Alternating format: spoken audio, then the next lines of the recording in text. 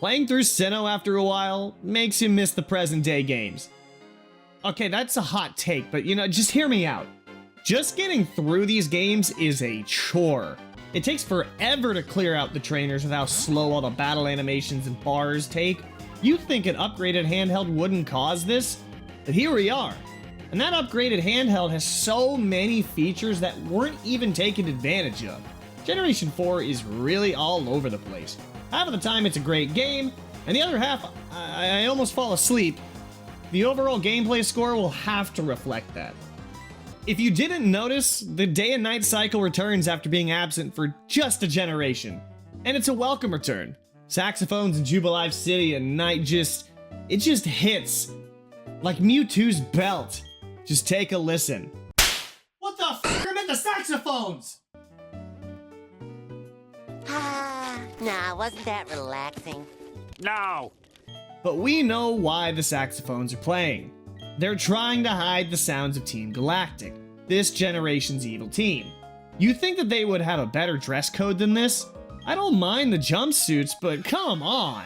You can run with a better hairstyle than coconut heads from Ned's Declassified. I'm not even joking.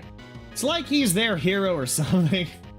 The good news is that we're not even 3 hours in and the NPCs once again stick out. So, your dad gave you these Pokemon, you say? You must have a deadbeat for a dad then, because who gives their child a Magikarp and lets them roam free? At least that's better than... I was gonna say nothing, but we got called feisty. Again. That's still Andrew, now's not the time to battle me with 6 Magikarps.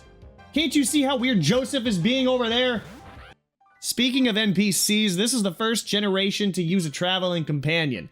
Now I can really feel like Ash in the anime. All my Pokemon are constantly healed. Double battles? Well, multi-battles, but close enough. All that just to see your companion run away at the end of the forest. Well, having someone around was nice while it lasted, but I'm usually a lone wolf. If you knew me, you'd know what I mean by that. If you didn't run the open path to the meadow in Floroma Town, then you just wanted to watch the world burn. Kinda like Galactic. They're already pursuing their true self. Overworking people, stealing electricity, causing mayhem, and it's just the beginning. To make matters worse, Mars pulls off something not even Lance could do. Where'd you get the level 16 Perugly, you cheating dick? You know damn well that thing isn't available until level 38. I'll cut its tail off with these razor leaves. When things finally calm down, the overworked dude here is finally reunited with his child, who makes the instant demand that he take a shower. Which is weird, because he was doing forced research for Galactic, not playing a League of Legends weekend bender. I want to talk more about the rest of the game leading up to Gardenia, but there ain't nothing worth talking about. Turn a Forest is a breeze when I have a partner healing at my Pokemon constantly, like I mentioned before. You can't interact with the old chateau, and after you arrive, you immediately get tossed into the fire. Well, rather maze, because Sinnoh doesn't have fire.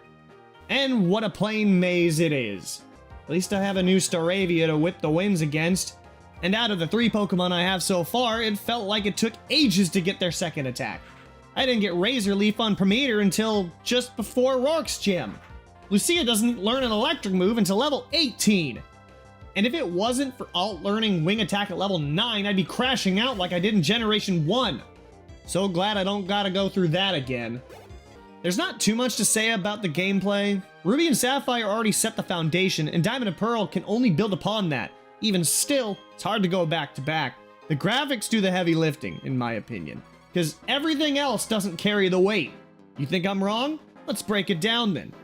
The Underground, while great in getting rare items, is a side minigame. Nifty, but not mandatory. Super contests were interesting, but their setup is too simple. There's nothing you can work towards. And lastly, the Poketch, or rather the touchscreen.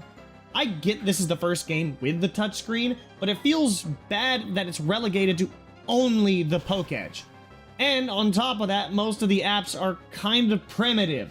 You should know, I only have one of 2 apps open at all times, the clock or the dowsing machine app.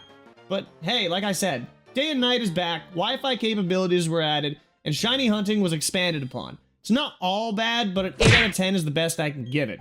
The gameplay does it just enough to warrant a high score, but there ain't any peaks to really drive that score home.